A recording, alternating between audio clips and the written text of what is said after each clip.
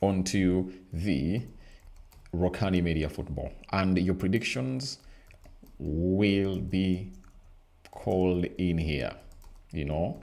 And is it gonna be an Arsenal win? Is it gonna be a Slavia Praha win? And I'll be waiting to hear from you in here onto our beautiful channel, which goes by the names of the United Matters channel in here. So smash the like button, comment and share. If you're watching us for the very first time, endeavor to subscribe to this channel so as not to miss out on stories that we do upload in here on a daily. And Arsenal have gone ahead to obviously do the following, and this is the starting 11 that they've gone ahead to name as the club of Arsenal. And here we go to obviously present to you what Arsenal has gone ahead to obviously bring in, you know, as their starting 11 in here onto our beautiful channel.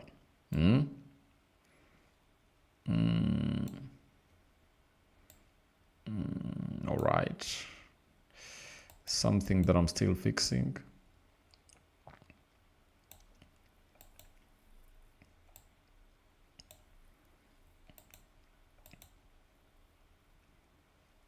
I'm still fixing something here.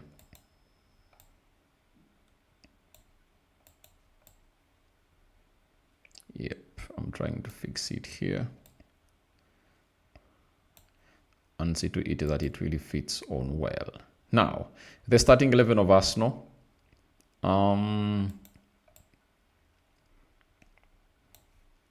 Is as follows. 1.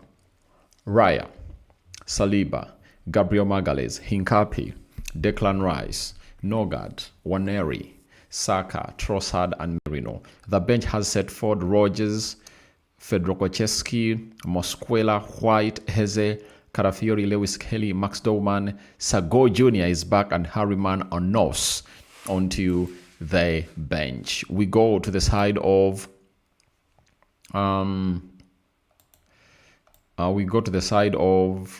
Slavia Praha.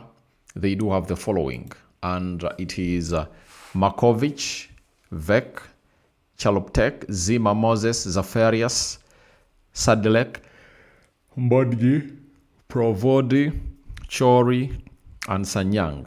You know, that is the team, you know, that is the starting 11 for the side of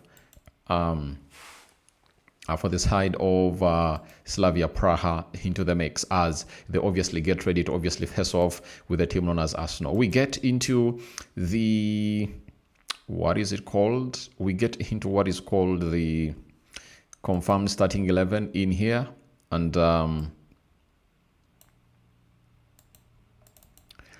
confirmed starting 11 is as follows. Arsenal do have, the system is 4-3-3 for the club of Arsenal, and they do have David Raya in goal, 1. Timber right back, William Saliba, right-sided centre-back, Gabriel Magalhaes, left-sided centre-back, and we also do have Hincapi as a left-back. Now, Hincapi obviously starts his first Champions League game for the club of Arsenal. In the midfield, it's Nogard, Rice, Ethan Nwaneri in there, Saka right forward, Trossard left forward, and Mikel Merino leading the line in there for you. Now, in my probable starting 11, one player that I never even hinted on starting was Hincapi, and he has gone ahead to start. But if you watched in through very well, I hinted onto a player known as Ethan Nwaneri coming in through for Ebelechi Eze. If the manager thought that Ebelechi Eze could start off the left or start off the bench. That is how Arsenal is really looking like right about now into this particular fixture. From there, we obviously head to Slavia Praha, and let's see how they are really lining up.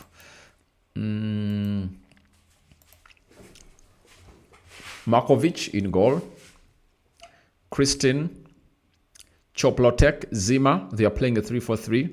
That is the back three. Then D. Moses, right wing back, Mboji, left wing back, Zafarias and Sadilek are playing into what we call the double pivot, then Proford, Chori, and Sanyang. That is the front three for the side of Slavia Praha, and that's how they're obviously going to be making it hard for the club of Arsenal to come in through and fight hard. But Arsenal comes into this fixture when they really have a lot ahead of Slavia Praha, I tell you. Arsenal has all what it takes to really break them down. And I tell you what, in the due course of breaking them down, it might obviously be an easy job or a hard job, depending on how clinical Arsenal is going to be, And Arsenal has very many ways of really killing off a game. That is the most important bit of it all. And there is no way you can come up and obviously think that Arsenal will find themselves in a position of really not putting in a very huge shift. I tell you, they will do the needful in here. Now, Arteta, on playing without Gyökeres, he has said it's very difficult. We have players that are dynamic and they can interchange positions against a team that normally presses high and goes man to man. It's interesting. It's interesting game to watch. So, obviously, it's a big miss for Victor Gyökeres. And for me, as a person who really wants Victor Gyökeres to come out and really thrive, I think that the problem has been simple. That this would have gone ahead to be one of those games that Gyökeres would have gone ahead, obviously, come out and really shine high and really put in very, very, very, very many goals. You understand? But it's not gone as to plan. So the player is really missing out onto a very beautiful game where he would have gone ahead, obviously, bag himself a hat-trick. Because for the very first time, Arsenal have gone ahead to face what we call a weak team. Arsenal have gone ahead to face a weak team, And this being a weak team, you would anticipate that maybe Victor Gyökeres would have gone ahead, obviously, come and really busted them out, like he really went ahead to do, in the recent past when he was playing for Sporting Lisbon. You know how he really went ahead to bully teams like these, That is exactly what he's really good at as a player. So I think he's missing out on a chance to obviously continue to score very many goals as for his club in there. And I really think would have gone ahead to do a lot into this particular fixture. But he's not a variable and no reason to hurry him. You never know. He might obviously show up during the weekend. And when he shows up during the weekend, they're going to be playing against Sunderland and he might obviously come out and really shine. So we wait and see what the player will obviously have to offer to the club of Arsenal when they are playing against a club called Sunderland. But here, I don't think that all will go on as planned. Now, Arteta has also gone ahead to obviously have something to say about Mikel Merino. And he said, when you learn and the learning is positive, it's a good thing. He's been very prolific. He's scored a lot of goals for us, especially at the back end of the last season. We have to find solutions with the front players we are missing at the moment. So, obviously, Arsenal has seen itself really getting injuries of almost forwards only. You understand? Gyökeres.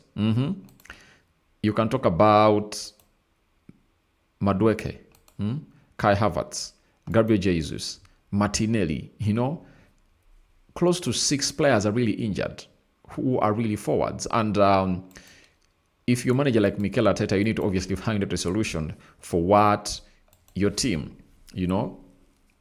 should be looking like. But good enough, Arsenal has enough versatile players that can come in through and turn this result around. That's the most important bit of it all. Arsenal have a team that can turn this around.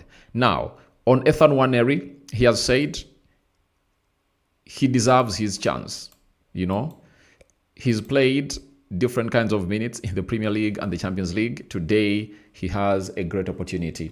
So the manager has obviously chosen to obviously start, Nwaneri because he believes this is one of the games he really deserves to start. And by the way, if you're playing a team that is not as strong as Atletico Bilbao, Atletico Madrid, Olympiacos, why not give him a chance to start? I think Nwaneri deserves all the right to start in this particular fixture, because this is the kind of game that you have to bring in through at that stadium in there for you. Now, Arteta on Slavia Praha, he has said they are very intense. They are very direct and vertical, meaning that they attack through the central axis. They really create a game that is very uncomfortable, especially if they go man-to-man over the pitch. You have to cope up with that, meaning that these players really have high energy levels. Guys, if a team presses you through the central axis, they really need a lot of energy, as each and every time you press, you have to make sure that you really get it right. The moment you get it wrong and you lose that ball when you're playing against a team like Arsenal, I tell you what, it will really punish you, and you will regret, the decision you've gone ahead to make. So that's why coming in through and really seeing this team really pressing through the central axis is really very scary to people who really know what the game of pressing is all about. So guys, thank you very much for watching through. I've gone ahead to see people putting out what we call their predictions in there for you, and all I want to let you know that you people have been a great audience, and it's just 2 minutes into the game, and let's go watch the game. After watching the game, the rest will be history in there. You understand? So thank you very much for watching through, and it's always nice having you on this channel, and let's wait and see how this game of football really kickstarts. But before I really sign out, I really want to see what you guys have gone ahead to obviously say. Hero says, I wish they lose. Oh my God. Let's wait and see whether, but they are not going to lose, Hero. They won't lose. This is one of the weakest team. It's placed, is it 28th onto the table of 36 teams? It's really weak. Hero says she wishes they lose. Hero is a Man City fan. Mubarak says, Mr. RD, big ups. I'm watching from Bokoma and Simbi Masaka. Thank you. Veronica says, so our striker can't play. Yeah, and the rest of the 2 strikers are really injured. So guys, that is it. So let's end this poll and see how you people have gone ahead to obviously vote, and we head into the game, and then later we'll return with a bang. 77% have gone ahead to call in for an Arsenal